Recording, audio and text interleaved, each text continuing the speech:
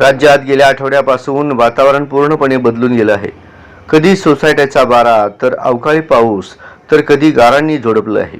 अशा वातावरणामुळे शेतकऱ्यांच्या शेतमालाचं मोठं नुकसान झालंय। एकीकडे कडक उन्हामुळे अंगाची लाही होत असताना दुसरीकडे वळवाचा नागरिकांना झोडपून काढत आहे।